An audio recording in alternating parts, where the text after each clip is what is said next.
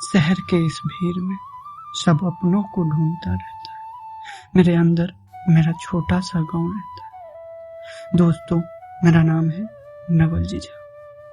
कहानियां सुनाता हूँ और आज मैं आपको सुनाने जा रहा हूँ एक दिल छू देने वाली कहानी। वही रास्ता, वही अपने। यह कहानी है विनोद की। विनोद को दिल्ली जैसे बड़े शहर में आए अब 10 साल से ज्यादा वक्त हो चुका था। अब वो गांव का सीधा साधा लड़का नहीं था, बल्कि एक बड़ी कंपनी का मैनेजर बन चुका था। सूट बूट पहनना, अंग्रेजी में बात करना और बड़ी गाड़ी में घूमना अब उसकी आदत बन चुकी थी। उसने शहर के सबसे महंगे इलाके में एक आलीशान घर भी खरीद लिया था। उसकी बूढ़ी माँ गांव में अकेली रहती थी, क्योंकि उन्हें शहर की बंद हवा रास नहीं आती थी। विनोद हर महीने माँ को पैसे भेज देता था और वो सोचता था कि उसका फर्ज पूरा हो चुका है। शहर की इस भाग दौड़ में विनोद यह भूल ही गया था कि आखिरी बार वो खुलकर कब हंसा था। यहाँ हर कोई व्यस्त था, किसी के पास किसी के लिए 2 मिनट का वक्त नहीं था। एक शनिवार की शाम शहर में बहुत तेज बारिश हो रही थी। विनोद अपनी चमचमाती कार से अपने दफ्तर घर लौट रहा था। गाड़ी का लंबा जाम था, हेडलाइट की रोशनी आंखों में चुभ रही थी और गाड़ियों के हॉर्न का शोर कान फाड़ रहा था। विनोद चिढ़कर कार की खिड़की से बाहर देखने लगा। तभी सड़क के किनारे एक बंद पड़ी दुकान पे सेंड के नीचे उसे एक बुजुर्ग शख्स दिखाई दिया। उसके सिर पर एक खाकी रंग की पुरानी टोपी थी, बदन पर भीगा हुआ खाकी कुर्ता था और उसके हाथ में एक बड़ा सा चमड़े का थैला था, जो बारिश के पानी से पूरी तरह गीला हो चुका था। वह बुजुर्ग ठंड से कांप रहे थे, लेकिन अपनी फटी हुई चप्पल को हाथ में पकड़े बड़ी उम्मीद से हर गुजरती गाड़ी को देख रहे थे। विनोद का दिल सीने में जोर से धड़का। गाड़ी का एसी चल रहा था, लेकिन विनोद को पसीना आ गया। उसे लगा, अरे यह तो बिल्कुल हमारे गांव के रामशरण काका है। रामशरण काका जो विनोद के गांव के डाकिया थे, यानी पोस्टमैन थे।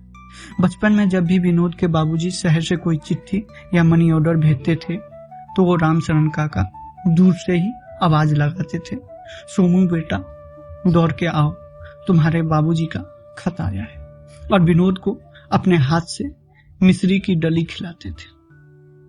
विनोद ने बिना कुछ सोचे समझे अपनी महंगी कार का दरवाजा खोला और भारी बारिश में बाहर कूद गया। उसके महंगे जूते कीचड़ में सारा बोर हो गया। उसकी कीमती सूट भीगने लगा, लेकिन वो बस उस बुजुर्ग की तरफ भागा। वर्षों बाद उसके अंदर का वो छोटा सा सोमू जाग गया था। उसे लगा कि इस बेगाने शहर में जहां उसका कोई नहीं है, आज उसका अपना कोई मिल गया है। वो हाँफते हुए उस बुजुर्ग के सामने पहुंचा। उसकी आंखों में आंसू बह रहे थे, जो बारिश के पानी में मिल गए थे। उसने बुजुर्ग के कांपते हुए हाथों को अपने हाथ में लिया और रुआंसी आवाज में बोला, रामशरण काका, आप यहाँ इस शहर में इस हाल में। उस बुजुर्ग ने अपनी धुंधली आंखों से विनोद को देखा। उनके चेहरे पर कोई पहचान नहीं थी। उन्होंने बड़ी लाचारी से अपना सिर हिलाया और कहा, नहीं बाबूजी, मेरा नाम रामशरण नहीं है। मैं तो पास के एक सरकारी दफ्तर का चपरासी हूँ। रिटायर हो गया हूँ। आज पोते के लिए दवाई लेने आया था तो बारिश में फंस गया। आप कौन है बाबूजी? यह सुन के विनोद के पैर जैसे जमीन में धंस गए। दिल पर जैसे किसी ने पत्थर रख दिया। वो रामशरण काका नहीं थे, वो कोई और थे। विनोद ने अपना हाथ पीछे खींच लिया। उसने अपनी रोनी आवाज को छुपाते हुए कहा, मुझे माफ कर दीजिएगा बाबा, मुझे लगा आप मेरे गांव के डाकिया काका है।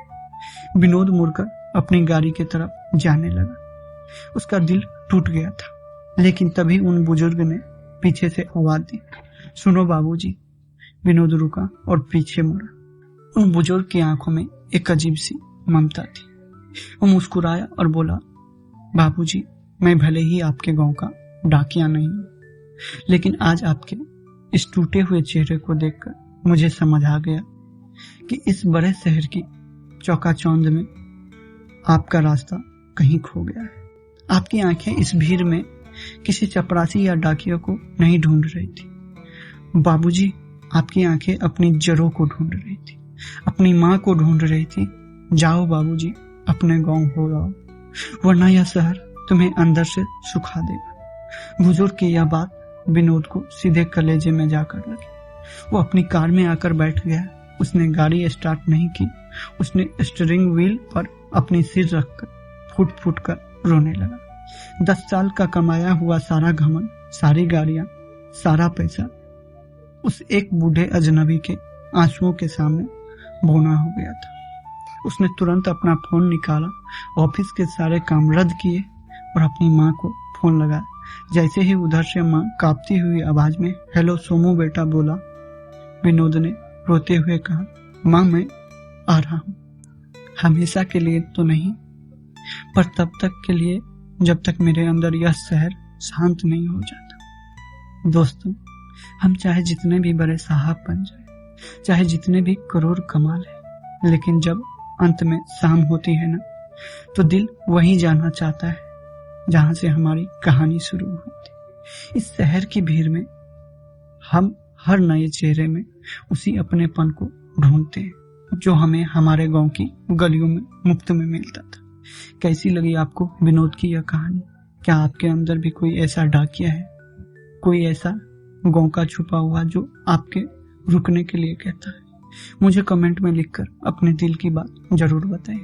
मैं हूं आपका कहानी का नवलजी झा। जल्द ही लौटूंगा एक और गहरी और सच्ची कहानी के साथ। तब तक के लिए अपना ख्याल रखिए, अपना माँ का ख्याल रखिए और अपने अंदर उस छोटे से गांव को हमेशा जिंदा रखिए।